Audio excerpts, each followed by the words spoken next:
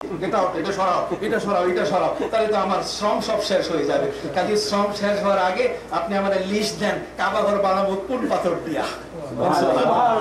দেখছেন কত চমৎকার কথা, বলুন না সুবহানাল্লাহ। কোন পাথর দিয়ে কাবা ঘর বানাবো, সেই কাবা ঘর বানানোর ওই পাথরের লিস্টটা আপনি আমাকে দেন। এবার আল্লাহ পাক রব্বুল আলামিন নবী ইব্রাহিম আলাইহিস সালামকে কাবা ঘর বানানোর জন্য এর স্টোনের পাথরের লিস্ট দেওয়া শুরু করলেন। হ্যাঁ ইব্রাহিম, ওই তুর পাহাড়, তুরে সিনাই অঞ্চলের মধ্যে মিশরের যে তুর পাহাড়, সেই তুর পাহাড়ের পাথর দিয়ে তুমি কাবা ঘর বানাও। আল্লাহ পাক রব্বুল আলামিন বলে দিলেন, ইব্রাহিম কাবা ঘর বানানোর জন্য তোমাকে আদেশ দিলাম, মক্কার জমিন থেকে ওই তুরস্ক থেকে 800 কিলোমিটার উত্তরে এরারত পাহাড়ের পাশে জাবালে জুদি, যেখানে নূহ নবীর প্লাবনে 150 দিন নৌকাটা ঘোরার কারণে 80 জন ব্যক্তি নিয়ে যেই পাহাড়ের উপরে নৌকা থেমে গেছিল, ওয়াস্তাওয়াত আলাল জুদি, পবিত্র কোরআন বলেছে ওই জুদি পাহাড় এর পাথর দিয়ে তুমি কাবা ঘর বানাও।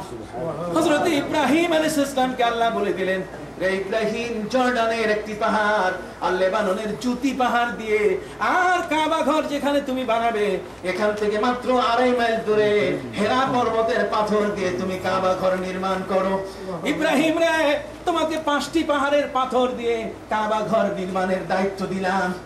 হযরত ইব্রাহিম আলাইহিস সালাম বলেন, মাবুদ কাবা ঘর যেই পাথর দিয়ে বানাতে বললেন আমি বড় খুশি হয়েছি, কিন্তু বিপদ বড়, এত দূর থেকে পাথরগুলো আনবো কি করে? আমার তো কোনো কার্গো জাহাজ নাই, আমার তো কোনো বাহন নাই, কোনো বাহক নাই, আমি কি করে এত দূরের পাথর, মিশর থেকে তুর পাহাড় থেকে পাথর, এমনি করে তুরস্কের থেকে 800 মাইল উত্তরে এরারত পাহাড়ের সাথে জুদি পাহাড়ের পাথর দিয়ে কাবা ঘর বানাবার জন্য কি করে স্টোন গুলো আমি নিয়ে আসবো? এটা বহন করার মতো আমার কাছে কোনো ব্যবস্থা নাই। ইভেন এখান থেকে মাত্র 3.5 কিলোমিটার দূরে, এই 5.5 কিলোমিটার দূরে, বা আপনি 4 কিলোমিটার দূর বলেন, যেটা 2.5 মাইল, এই 2.5 মাইল দূরে সেখান থেকে হেরা পর্বতের পাথর আনবো, সেটাও তো আমার আনার সুযোগ নাই। আমার কাছে বাহক নাই, বাহন নাই, আমার শিশু তো অত্যন্ত ছোট একটি ছেলে, আর আমি আমার স্ত্রী, মেয়ে মানুষ এই পাথর আনতে পারে এত দূর থেকে? কথা বুঝতে পেরেছি? কাজে মাবুদ পাথর আনবো কি করে? আপনি এত দূরের লিস্ট দিয়েছেন, ঘর বানানো কঠিন, কাবা ঘর তৈরি হইতে ওই তুর পাহাড় থেকে পাথর আনতে আনতে কিয়ামত হয়ে যাবে। কথা বুঝতে পারছেন? ওই জুদি পাহাড় থেকে পাথর আনতে আনতে কি হয়ে যাবে? কাবা হবে না, কিয়ামত হয়ে যাবে। কাবা হবে না, কিয়ামত হয়ে যাবে। আল্লাহ, আমি পাথর আনবো কি করে? এবার আল্লাহ পাক রব্বুল আলামিন বলে দিলেন, ইব্রাহিম অত দূর থেকে পাথর বহন করার কথা আমি তোমাকে বলি নাই, আমি তোমাকে পাহাড়ের নাম বলেছি। সুবহানাল্লাহ, সুবহানাল্লাহ। তুমি কাবা ঘরের আঙ্গিনায় দাঁড়িয়ে তুমি হুকুম করো, দেখবে তো পাহাড়ের পাথর, ওই যদি পাহাড়ের পাথর উড়ে উড়ে কাবা ঘরের আঙ্গিনায় এসে পড়া শুরু করবে। নারে তাকবীর, আল্লাহু আকবার, নারে রিসালাত, সুবহানাল্লাহ, আল্লামা কবিলউদ্দিন সালেহী সাহেব, নারে তাকবীর, আল্লাহু আকবার। ভাইরা, কাবা ঘরের স্টোন হওয়ার জন্য পাথর দৌড়ায় আসে। সুবহানাল্লাহ। আল্লাহর ঘরের একটা ইটা হওয়ার জন্য, আল্লাহর হাতের একটা পাথর, আল্লাহর ঘরের একটা পাথর হওয়ার জন্য দূর দূরান্তের পাহাড়ের পাথর দৌড়িয়ে দৌড়িয়ে আসে। জোরে বলেন না সুবহানাল্লাহ। কথা, পাথর পাগল হয়েছে। আপনি বলেন পাথর পাগল হয় কেমনে? এই তো আসলে এখন বিজ্ঞানের খেলা। আপনারা আমার চেয়ে অনেক লিটারেট মানুষ, কথা বুঝতে পারছেন, অনেক গুণে আপনারা শিক্ষিত মানুষ, যেহেতু পৃথিবীর সবচেয়ে বড় একটা চতুর্দেশে আপনারা বাস করেন। কথা বুঝতে পেরেছেন? একটা জ্ঞান বিজ্ঞানের ঊর্ধ্বাকাশে যারা বিচরণ করছে, ঠিক এমন একটি দেশে আপনারা বাস করেন। আমি আপনাদেরকে অনেক মেনি থ্যাঙ্কস, আপনাদের উপরে আমার ধন্যবাদ অনেক বড়, যেহেতু আল্লাহ তাআলা আপনাকে ঠিক এমন একটি জায়গায় এনে আল্লাহর সেই কুদরতি বিষয়গুলো দেখে এখানে আয় উপার্জন করে জীবন কাটানোর সুযোগ করে দিয়েছেন। শুধু অতটুকুই নয়, তারপরেও মাথায় একটা টুপি দিয়ে বসার সুযোগ করে দিয়েছেন। আমার কলিজা ভরে গেছে যে এই আপনারা আপনাদের জীবনের মধ্যে সবচেয়ে বড় এক জিহাদি পর্বে অবস্থান করে আছেন, যেখানে ঘর থেকে নেমে আবার ঈমান নিয়ে ওই ঘরে ফিরে আসা বড় কঠিন।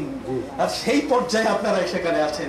সেই শনি রবি এর যে মারাত্মক এক আঘাত, এর থেকে এই ঢেউ থেকে আপনারা যে নিজকে বাঁচায় রেখে আজকের মতো একটি পবিত্র দিনে আপনারা যেখানে মানুষ উল্লাসে ব্যস্ত হয়ে যাচ্ছে, যায়। আর সেখানে আজ আপনারা মসজিদে এসে বসেছেন, মায়েরা এখানে এসে উপস্থিত হয়েছেন উলঙ্গ বেহায়াপনা পোশাকে। তারা ঘরের বাইরে যান নাই, তারা আল্লাহকে বুঝার জন্য, হাদিস শোনার জন্য এখানে এসেছেন। আমি বিশ্বাস করি আল্লাহর দরবারে আপনারা জান্নাতি হবেন, কোনো সন্দেহ। শর্ত হলো সীমাহুম ফি উজুহিহিম মিন আসারিস সুজুদ। শর্ত হলো কপালের মধ্যে সেই নামাজের চিহ্নটা একটু নিয়ে যেতে হবে কবরে। কি বলেন, ঠিক কিনা? আপনি কি সবাই নিতে চান? নিতে চান, চিহ্নটা নিতে চান? আল্লাহ তুমি কবুল করে নাও, ভাইদেরকে কবুল করে নাও, বোনদেরকে তুমি কবুল করে নাও।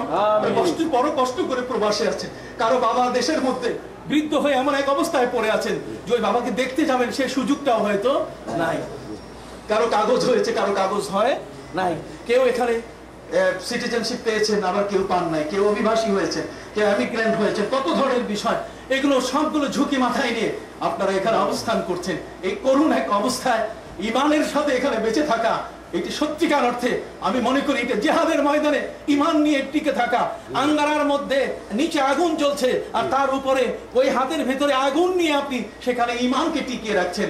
আল্লাহ কোন অবস্থায় আপনাকে যাজায়ের খায়ের কম দিবেন না, বরং আপনার সওয়াবের বেনিফিট বাড়াই দিবেন, এতে কোনো সন্দেহ নাই। কথা কি বুঝতে পেরেছেন? সম্মানিত সুধী, আমার প্রিয় মুরব্বী যারা এখানে আছেন, আমি আপনাদের খেদমতে আরজ করতে চাই, হযরত নবী ইব্রাহিম আলাইহিস সালাম তিনি ডাক দিলেন। ডাক দেওয়ার সাথে সাথে কাবা ঘরের অঙ্গনে পাথরগুলো উড়ে আসা পড়া শুরু করলো। রে ভাইরা, পাথর উড়ে কেমনে, পাথর আসে কেমনে? আপনারা জানেন বাংলাদেশের একটা জায়গা আছে, যেই বাংলাদেশের জায়গা বরগুনা জেলায়, এটার নাম হলো পাথরঘাটা। নাম কি? পাথরঘাটা। পাথরঘাটা। খান জাহান আলী রহমতুল্লাহ আলাই বড় একজন বুজুর্গ ছিলেন, তিনি একজন পীর ছিলেন। কথা বুঝতে পেরেছেন? বড় একজন বুজুর্গ ছিলেন, তিনি ছিলেন একজন পীর। অত্যন্ত ধৈর্যের সাথে আপনাদেরকে শুনতে হবে কথাগুলো, তাহলে আপনারা একটি কথার সাথে আরেকটি কথার লিঙ্কেজ আপনারা খুঁজে পাবেন। একটার সাথে আরেকটা সম্পর্ক না নিতে পারলে আপনি ওয়াজ আসলে উপলব্ধি করতে কষ্ট হবে আপনার। এই জন্য আমি আপনাদের খেদমতে আরজ করতে চাই, হযরত খান জাহান আলী রহমতুল্লাহ আলাইহি যিনি খাজা জাহান ছিলেন, তার অর্থ এ মনার উইদাউট এ ক্রাউন, যিনি মাথার মুকুট ছাড়া, যিনি রাজকীয় মুকুট ছাড়া ওই এলাকার যিনি বাদশাহ ছিলেন, যিনি রাজকীয় মুকুট মাথায় দেন নাই, কিন্তু একজন রাষ্ট্রপ্রধানের যা দায়িত্ব সবগুলো তিনি পালন করেছেন, তিনি হলেন খান জাহান আলী রহমতুল্লাহ আলাইহি। আমরা আউলিয়া ইকরামকে তো মনে করি এরা সাধারণ মানুষ, একদল মানুষ তো এদেরকে দাম দিতেই চায় না। অথচ এই সকল ব্যক্তি যদি আমাদের সমাজে না আসতেন, নবী আমাদের সমাজে আসেন নাই, ওলি আমাদের সমাজে এসেছেন। হাজিরিন, আমি আপনাদের খেদমতে আরজ করতে চাই, এই সমাজের মধ্যে আমি এসে শুনেছি এখানে কি একটি জায়গা এমন আছে যে যেখানে কি বলে একটু দূর দারাজ থেকে একজন ওলি এখানে এসেছেন, যে যিনি একটি ওয়ার্ড ইংরেজি জানতেন না, অথচ তার হাতে প্রায় সাদা মানুষ 500 অথবা তার চেয়ে বেশি সংখ্যক এরা কালেমা পড়ে মুসলমান হয়েছে। আমি জনাব চৌধুরী সাহেবের ছেলের কাছে, তার বাসায় বা তার সাথে কথা বলে আমি শুনতে পেলাম, আমি অবাক হয়েছি। হাজিরিন, আমি ইনশাআল্লাহ এটার পুরাটা ছবি আমি নিয়ে যাব, যাতে করে আপনাদের জন্য আমি চ্যানেল আইতে এটাকে প্রদর্শন করতে পারি, এবং আমি যেন বলতে পারি যে ইসলাম ইন আমেরিকা ইসলাম কিভাবে আছে, আপনারা কিভাবে আছেন, আপনার একটা সচিত্র প্রতিবেদন যে আমি তুলে ধরতে পারি। আল্লাহ যেন তৌফিক দান করুন, আমিন। দেশে ফিরে গেলেও আমি যেন আপনাদের সঙ্গ থেকে বিচ্ছিন্ন না থাকি, আমি আপনাদের থেকে যেন বহু দূরে না যাই, এই জন্য কাছে থেকে আমি আপনাদেরকে উপস্থাপন করার চেষ্টা করব।